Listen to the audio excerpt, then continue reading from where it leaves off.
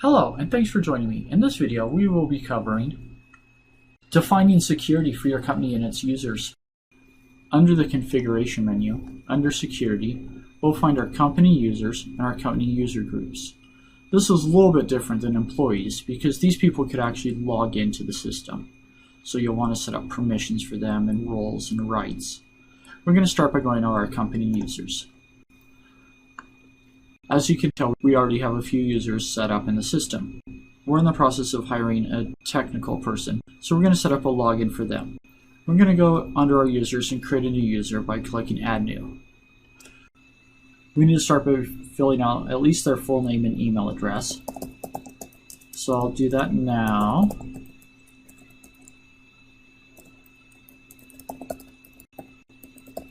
We need to also create a login for them. And a password. Make sure you make it somewhat complex. Now we could set them up into a group, but let's skip by that because we're going to get into that next. When their password's going to expire and they'll have to change it at that date, you could define what location they're at, what office location. They're going to go ahead and be, for the most part, at none of them, so they should hopefully be running around, so I'm not going to give them a location. We're going to schedule, we're going to do time cards, and we'll make sure that we could assign jobs to them. Let's go ahead and hit save. And now we have a tech user. However, they're not going to have any permissions right now. Once you set up a user in groups, nobody will have any permissions. If you don't set up any groups, everybody will have permissions, but I already have groups set up, so let's go ahead and go to our groups and talk about groups a little bit. You notice I have a few different groups. We're going to go ahead and create another one for our tech staff. They'll have kind of a little more access to the tech support stuff and our clients, but they won't really be into any of the financials. Maybe they'll get into the docs, stuff like that. So let's go ahead and create a group for them. Go ahead and click on Add New. And we'll create a name. If you want, you could put in a description for this group. I'm not going to worry about that right now. Go ahead and save it. After you added the group, you'll get to where you could edit it. This includes where you could add users to the group. I'm going to go ahead and add my tech to our group. Make sure you check it or save it here. Once I've added a user to a group, you'll have to go to the user to change what group they're in at this time. The next thing you'll do is you'll set up the permissions that this group has. You'll notice there's already some defaults set up. For the most part, people could get in here and add and view and modify their stuff. They can't delete stuff and they can't modify other people's stuff unless you come in here and check these. And you'll see there's a list of all the different types of items there is. Some of the things we may do is like security settings. We're going to go ahead and edit security settings, and we're going to take away security settings. Support, they could do support contracts, timesheets. They could do their timesheets. They can't delete or modify, so they can't get into other people's timesheets, but they could do their own. You kind of want to make sure. Reports, they don't need no reports. I'm going to go ahead and turn off reports. And you could kind of go through this whole list and adjust what they want. For like employee schedules, they don't need to see employee schedules. They don't need to see company financials.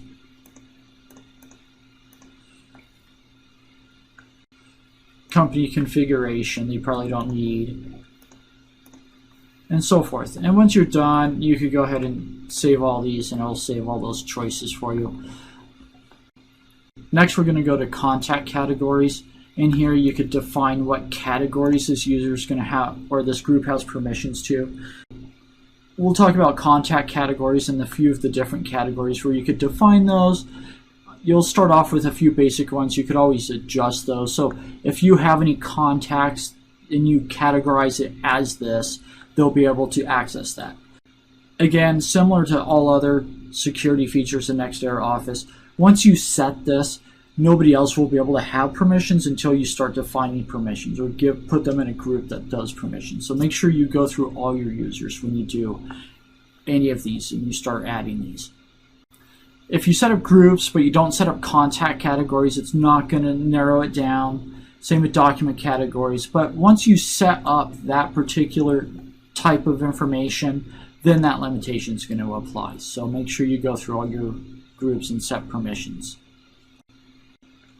As you can see, there's the contact categories, there's custom field categories, document categories, note categories, password categories, all the different categories, and I'll show you where those are after this.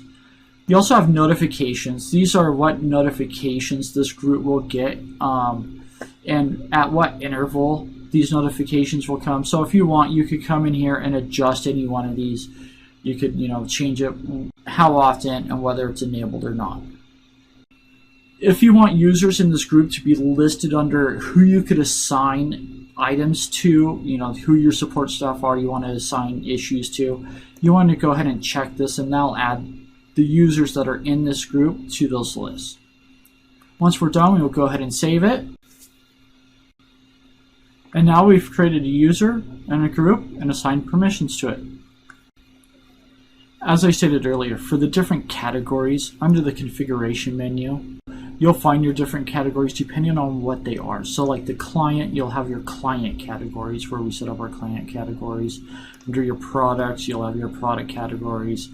Under your projects, you'll have your project categories.